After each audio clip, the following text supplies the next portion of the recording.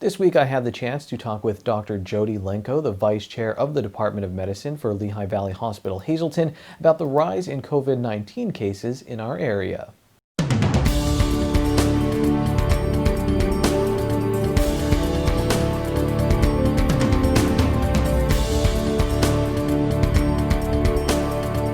One thing I've really been impressed with was the progress, maybe the understanding of the medical community saying, okay, this is effective, this isn't effective. Has that been something positive you've seen, and have there been other positive things you've seen as we've been fighting this for almost a year now? Absolutely. So yes, and it is easy to get bogged down in the negativity of it all. And it is still very serious and very concerning. And I live this, breathe this every single minute of the day for the past 8 months. But there are some definitive positives. We are seeing probably slightly less people die from this than we saw in the spring. There's a couple reasons for this, we think, but mostly to do with the fact, like you said, that we're a little bit better at treating it once people get to the hospital stage, that we know that the medications like the remdesivir and IV steroids do work. Where we're still struggling is trying to figure out how to get the people to get to the point that they need to come into the hospital. That's where we still are at a point where we don't have a lot of good treatments at home other than trying to prevent other people from getting it. So that's where we've seen some definite improvement, and both for the waves that we're seeing now. We are seeing an uptick in our hospitalizations over the last 2 weeks, but not quite to the extent and the severity that we were back in April. But it still has us concerned because it still definitely puts a big strain on our health system, not just in Hazleton, but as a whole, as a nation. You hit on something really interesting that I talked about before our interview, that if you don't live this every day, sometimes it seems like it's in the background, you're not worrying about it. I said how I go through Twitter and I'll hear a nurse's firsthand story or a doctor, and it just stops me in my tracks. Do you think that's important for people to be hearing these stories from doctors like yourself or from nurses, so they realize this is still happening and this is what we're seeing?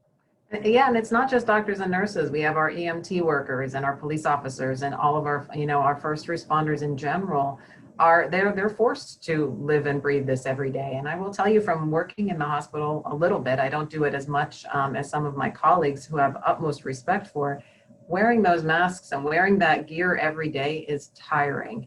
And a lot of these nurses and doctors and even to the food service workers and the maintenance workers and everybody that has been giving up, risking their lives, it's tiring work. And to see people have total disregard for the recommendations does get frustrating. And all we can do is just continue to get the word out that it is important now more than ever, when we have so much disease in our community, that we really need to follow the guidelines and listen to the recommendations, because it's going to impact your entire community, and not just you and your loved ones. But if we don't, we're going to be in this for longer, and nobody wants that. Any message to our viewers, maybe that I didn't ask about, or that you have the chance right now that you want to get across?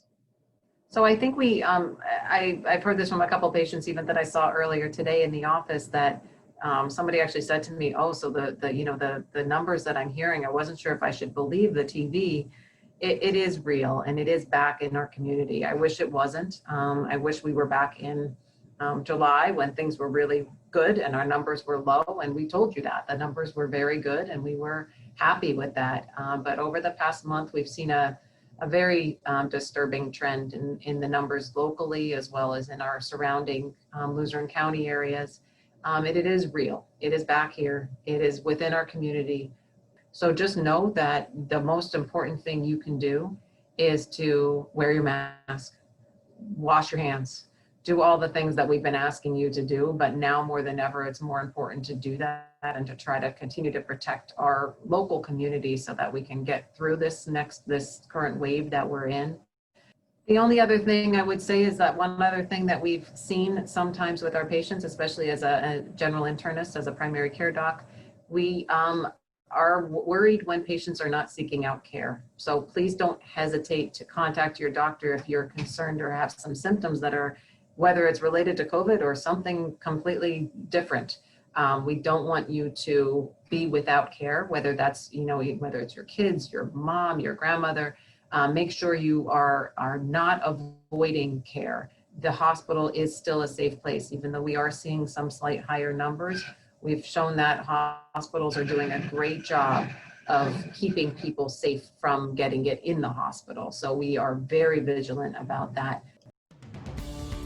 Today's news feature is brought to you by Marian Catholic High School in Tamaqua, who is currently enrolling students for next school year. Feel free to stop by an information session on November 23rd and on December 8th. For more information, you can log on to mariancatholichs.org.